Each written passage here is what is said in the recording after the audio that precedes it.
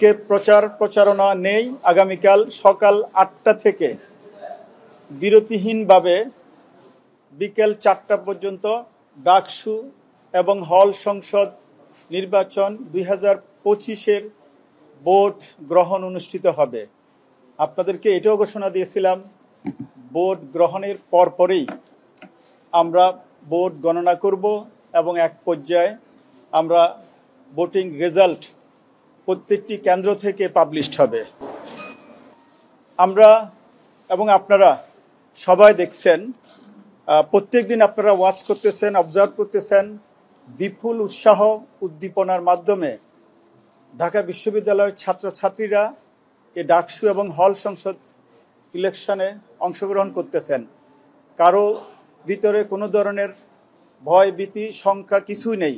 আপনারা number of আমাদের candidate দেখে আপনারা বুঝতে পারছেন, 471 জন ডাকসুতে তারা বিভিন্ন পদে ক্যান্ডিডেট, ইভেন হল সংসদে 1000-এর উপরে ক্যান্ডিডেট বিভিন্ন পদে প্রতিদ্বন্দ্বিতা করতেছে। এর থেকে বোঝা যায় ডাকসু দীর্ঘদিন পরে হওয়ার কারণে এটাকে ছাত্রছাত্রীরা একটা গ্রেট অপরচুনিটি মনে করছে, যে আমাদের একটা সুযোগ, বাংলাদেশে দীর্ঘদিন গণতন্ত্রের চর্চা নেই, সেই সুযোগটাকে তারা কাজে লাগিয়ে ডাকসুতে একটা চমৎকার একটা ইলেকশন মাধ্যমে তাদের নেতৃত্ব তারা তৈরি করবে, যেই নেতারা আগামী দিনে তাদের বিভিন্ন দাবিগুলো আদায় করে তাদের যে কলিগ আছে তাদেরকে আশ্বস্ত করবে।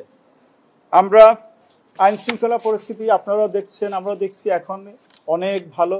কোনো ধরনের শঙ্কা আপনারাও দেখেন নাই, আমরাও দেখছি না, কোনো পক্ষ থেকে দেখছি না। আমরা সকাল 8টা থেকে বিরতিহীনভাবে 4টা পর্যন্ত চলবে এবং 4টার মধ্যে কেউ যদি ভোটিং আঙ্গিনায় লাইনে থাকে আমরা তাদেরকে ভোট দানের ব্যবস্থা করব। এখানে কোনো ধরনের কার্পণ্য হবে না।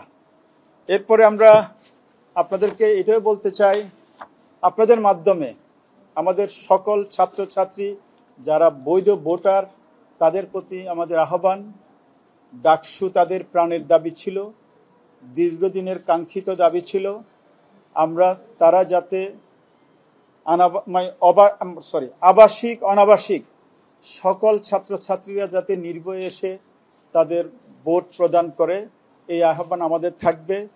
আমাদের এখানে আমরা আমাদের কমিশনের পক্ষ থেকে সকল ব্যবস্থা তাদের জন্য করে রেখেছি। আপনারা জানেন আমাদের 8টি কেন্দ্রে 18টি হলের ভোটদান অনুষ্ঠিত হবে।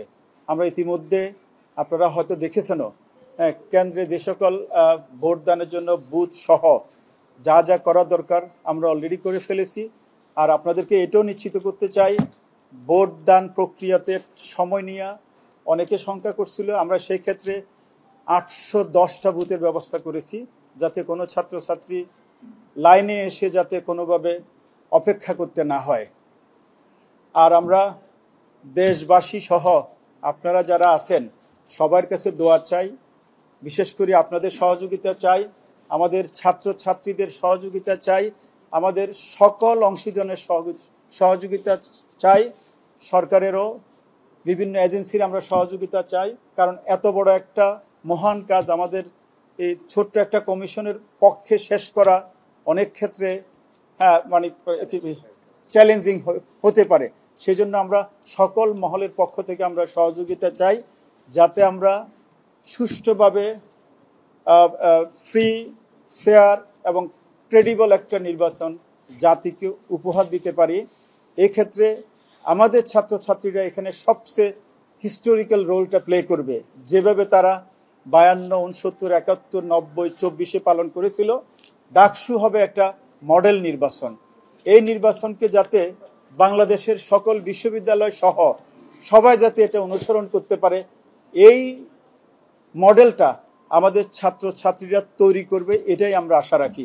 এবং সবাই সুশৃঙ্খলভাবে ভোট দিয়ে এই ভোটদান প্রক্রিয়াকে সম্পন্ন করবে। আমাদের কাছে যখন আমাদের ছাত্রছাত্রীরা সাইবারের বিষয়, যে সকল সাইট থেকে বিভিন্নভাবে চরিত্র হনন, বিভিন্নভাবে একে অপরকে মানহানিকর করতেছিল, আমরা সেই জিনিসগুলো আমলে নিয়ে আমাদের কনসার্ন অথরিটিগুলোকে আমরা অভিযোগ দায়ের করে রেখেছি।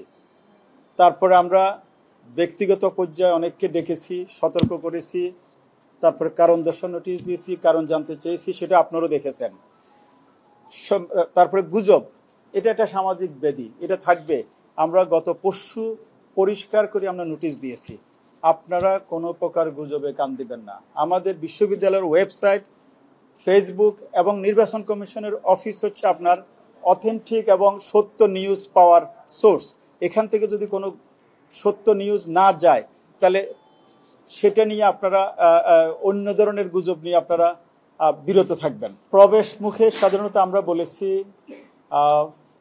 যারা ফার্স্ট ইয়ারের তাদের অনেকের আইডি হয়নি, সেক্ষেত্রে তার যে ভর্তি স্লিপ, যেটা যে ব্যাংকে যে টাকা দেওয়ার পরে একটা স্লিপ তাকে দিয়ে থাকে, পেইং স্লিপ যেটা, সেটা সে দেখালে সে আসতে পারবে। এরপরে যদি তার হল আইডি অথবা ডিপার্টমেন্টের আইডি অথবা লাইব্রেরি আইডি, যে কোনো একটা বৈধ আইডি দেখালে তাকে গেটগুলো থেকে আসার সুযোগ দিবে।